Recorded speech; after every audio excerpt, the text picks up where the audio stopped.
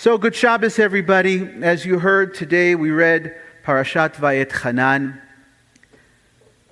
And this past Motzei Shabbat, Saturday night and Sunday, if you were with us, you know that Jews all over the world participated in mourning 2,000 years of collective Jewish suffering, degradation, and loss. Not so uplifting start. Yeah, maybe it's better if I start with a joke like Rabbi Maz. We mourned the multitude of murder during the destruction of the two holy temples in Yerushalayim. We mourned the millions who perished in the Shoah, in the Holocaust. And we mourned the all too many tragedies and travesties that have befallen our people actually during these days, in and around the time of Av. It seems like this is an anguish-riddled period on the Jewish calendar. But then in a blink of an eye, heref ayin, they say in Hebrew, something amazing happens. We somehow flip the script, as it were. In fact, this Shabbat has a special name, as you know, Shabbat Nachamu. That's why we started the service with Nachamu, Nachamu Ami. Rabbi Shlomo Carlebach's very powerful tefillah. The Shabbat on which we are supposed to be consoled. Shabbat Nachamu means the Shabbat when we're supposed to receive the consolation. And it comes from the opening words of the Haftarah, chanted so beautifully by Jerome. Nachamu, Nachamu, Ami, Yomad Elohechem. God says, God commands that you should have comfort and consolation. And we believe that these words come from the prophet Yeshayahu, as I said earlier. And I also said earlier that scholars argue about when and who was Yeshayahu, when did he live? One way or another, the message is very meaningful. Comfort and consolation, all in short order, should arrive around this time of the year. And as Jews who care deeply about the world, I think we are duty-bound to ask ourselves, what, if anything, has actually changed and shifted from a few days ago to now, to this time of Nechama, this Shabbat of Nachamu? Has the final Geula, has the redemption arrived? Are we now living in the time, a few people speak Yiddish, Mashiach Zeit? Are we living in the time of the Messiah? Has the Messiah arrived? Maybe, possibly at the back of the room. Somebody let him in. Has anything fundamentally changed in terms of the troubles, travails that we're experiencing because we dub this Shabbat Nachamu, the Shabbat of consolation? I'm not sure. This week, as I was setting up my study, I want to thank some young people who've been schlepping with me, and some older people as well who've been schlepping with me. Thank you so much. I came upon something that I've been looking for a while, but thank God it was unearthed. It's a collection of teachings by Rabbi Yosef Dov Halevi Soloveitchik. Anybody ever heard the name Soloveitchik?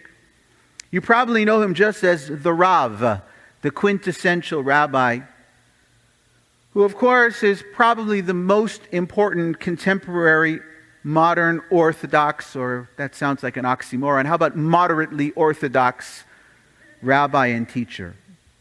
After enduring the Crusades, the pogroms, the Holocaust and wars and terror attacks, one would have assumed that even if you managed to succeed, most of the Jews who would be around have probably left Judaism, right? But of course, he says, no, it's not possible. Jews will continue to move forward. And he says that every time an enemy knocks us down and tries to trample us, trample our bodies and trample our souls, we get back up and we answer the derisive taunts and barbaric brutality with unbreakable resolve. That's what it is to be a Jew. Listen to that again. We answer the derisive taunts and barbaric brutality with unbreakable resolve and unparalleled innovation and creativity, and that's how we transcend the difficult moments on time. On Tisha B'Av, we cry because we are truly brokenhearted. No doubt, all of the events are terrible. On Tisha B'Av, we reflect on the scope of our personal and national tragedies. We don't know how we can possibly go on And then Jewish tradition gives us Shabbat Nachamu, the Shabbat of comfort, and we have a different energy. We're supposed to rejoice. We're supposed to be upbeat because we have triumphed, and despite it all, we are still standing, we are still here. We have to continue to persevere and to triumph. Now, the first time we see the word Nechama, consolation, in the Torah is actually in Sefer Bereshit, in the book of Genesis, after humankind has experienced a spiritual and moral decline. You might remember the book, it's the first of the 5. And the Lord states that God regretted using the word Vayinachem. Does it sound like Nachamu? It should. It's a cognate. God had Nechama. God was sad that God created the human and placed the humans on the earth. Rashi, the great 11th century French biblical exegete, that was for you, who, by the way, this is also for you, who also had a part-time gig. He was, what did he do for a living? He was a winemaker. Very good, a winemaker. And he says that the word Vayinachem means that God changed God's mind.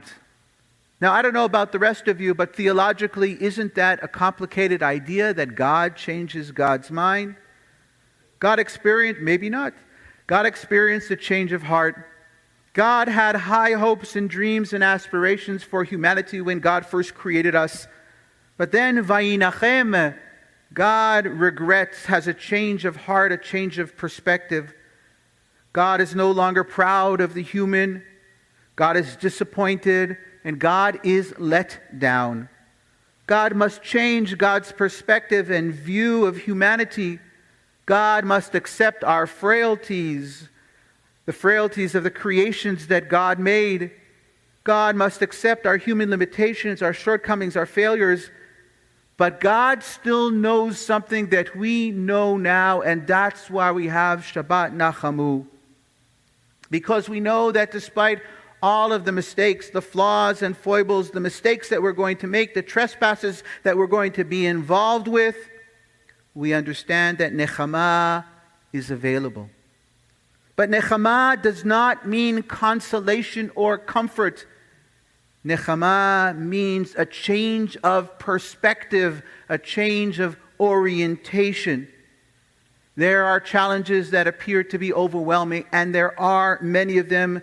We have a history that is lachrymose. We can call it the ach and vei reality of Jewish existence.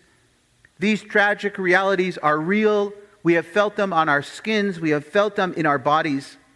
The difficult reality is that we often do not get to choose our life experiences. But we do have today one opportunity to actually do that. It's a wondrous ability, and it is a privilege that we can choose, if not what befalls us, at least our orientation and our perspective. We can choose to do certain things to foster meaning and fulfillment, even when we're in compromised positions. When we encounter difficulty, we must realize that it is not the end of the road, but rather just a fork in the road of our reality. There's always another way. There's always a tomorrow, and there's always nechama. There's always true comfort and real consolation. I learned that this week. And I learned it from people at Shaarei Tzedek, visiting people in the hospital who have inoperable cancer, people who have illnesses from which they will not emerge.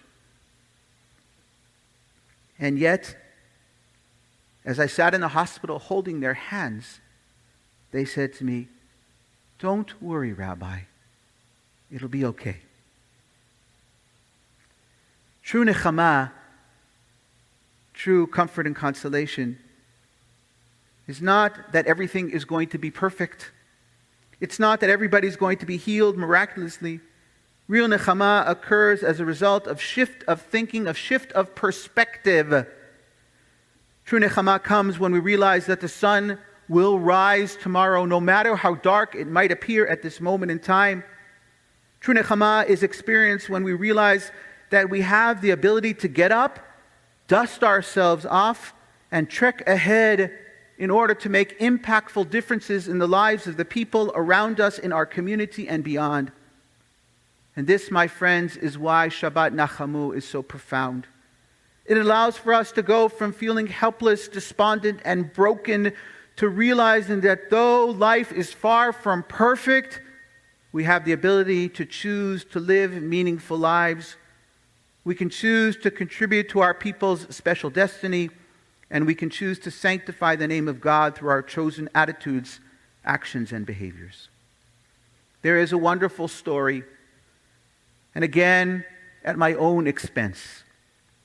Do you remember the days when people used to come and sell you encyclopedias? Do you remember those days? I remember them. And they had these large satchels filled with encyclopedias. Well, one day somebody came to my house. I noticed that he had a visible limp. I noticed that he was having a hard time schlepping the satchel. I noticed that he had a difficult time walking up the front steps on Matheson Street, the 3 steps that led to our front door. And I looked at him and I said, "Oi." And he looked at me and said, "Oi, what?" I said, "Oh, you got to tell me, how does your disability impact your life?" And he looked at me and said, "Disability? Yeah, I have a hard time walking it. Yeah, I have a hard time living with it. Yeah, I have a hard time getting along. But the truth of the matter is, I don't allow it to color my existence. In fact, I walk around with color pencils and I color in my own existence." This is Shabbat Nachamu. We, each of us and all of us, create the nechama that we experience on this day, Shabbat Nachamu. And we hope and pray that we will experience true nechama speedily in our days.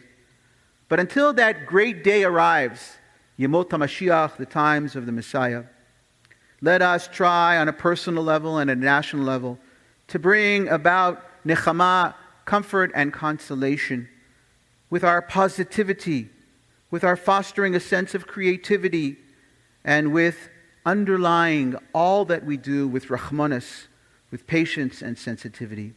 And in that way, we'll be involved in tikkun atzmi. We'll repair ourselves, and tikkun ha'olam, the repair of the universe. Because the repair of self is the first step into making our world what it needs to be. May we never shrink from this opportunity. May we never shrink from this responsibility, because it is sacred and it is noble. And may we, each of us, receive God's aid and God's assistance, bekarov b'yameinu, speedily in our day, so that we too can have the fortitude and the gesund to move forward. And let us all say together, Amen. Nachamu, Nachamu, Ami. Let us be comforted, and let us be sources of comfort to the world at large.